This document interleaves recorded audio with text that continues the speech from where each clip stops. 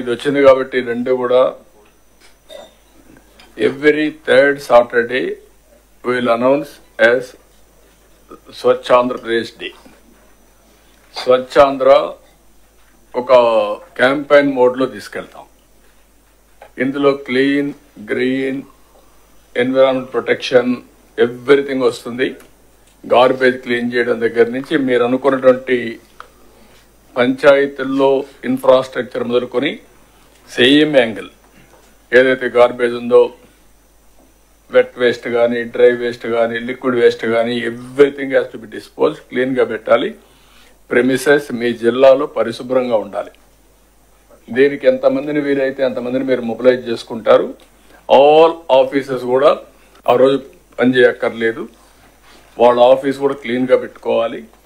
ఆలోచన విధానంలో కూడా మార్పు తీసుకురావాలి. ఒక లెగసీ క్రియేట్ చేయాలి. ఫస్ట్ వర్క్ ఇది అయిన తర్వాత ఒక లెగసీ క్రియేట్ కావాలి. ఎక్కడ చూసినా ప్లాంటేషన్ పెట్టడం, ఆ ప్లాంట్స్ అన్ని ప్రొటెక్ట్ చేయడం, ఒక గ్రీనరీ కాన్సెప్ట్, క్లీనినెస్, హైజెనిక్, ప్రజల్లో చైతన్యం, గోయింగ్ ఆన్ టాకింగ్, దీన్ని ఒక ఉద్యమంగా తీసుకెళ్తాం. అందరం పార్టిసిపేట్ చేస్తాం.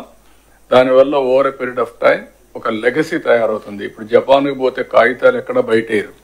ఒకవేళ ఎక్కడన్నా ఒక కాగితం కనపడిస్తే తీసి పర్సులో పెట్టుకుని ఇంట్లో పోయి డస్ట్బిన్లు వేస్తారు.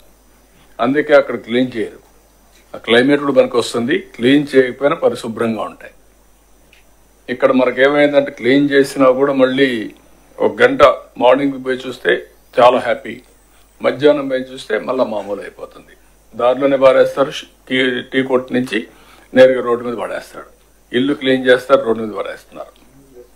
ఇవన్నీ వస్తున్నాయి. దీన్ని మనం ఒక రోజులో అయిపోతుందని కాదు. Old habits won't die so easily. Going on reminding, practicing, then it will have a day. మనం అనుకున్న ప్రకారం వస్తుంది. మనం అందరం కొన్ని ప్రిన్సిపల్స్ ఫాలో అవుతున్నాం. How we're following our principles in day to day life, it is only a legacy. మీ పెద్దలు మీకు చెప్పడం, వాళ్ళ పూర్వీకులు వాళ్ళకి చెప్పడం, ఇది కంటిన్యూగా వచ్చింది. మన జీవితంలో భాగస్వాములు అయిపోయాం. ఆచారాలు, సాంప్రదాయాలు ఇవన్నీ కూడా అదే మరికి ఇది రావాల్సిన అవసరం ఉంది. ఫర్ ది లాస్ట్ 30 years నుంచి పనిచేస్తున్నాం కానీ ఇంకా దీనికి క్లిక్ కాలేదు. స్వచ్ఛ భారత్ రిపోర్ట్ కూడా నేనే ఇచ్చాను. Government of India Swachh Bharat రిపోర్ట్ని తీసుకొని బెటర్గా ఒక డిపార్ట్మెంట్ క్రియేట్ చేసి ప్రతి ఒక్క స్టేట్కి స్వచ్ఛ భారత్ వింగ్స్ పెట్టారు, డబ్బులు ఇచ్చారు. కానీ ఇక్కడికి వచ్చినాక అది కూడా క్లోజ్ చేసేసి దగ్గర 80 లక్షల లెగసీ గార్బేజ్ ఓన్లీ పట్టణాల్లో ఉండే పరిస్థితి వచ్చింది.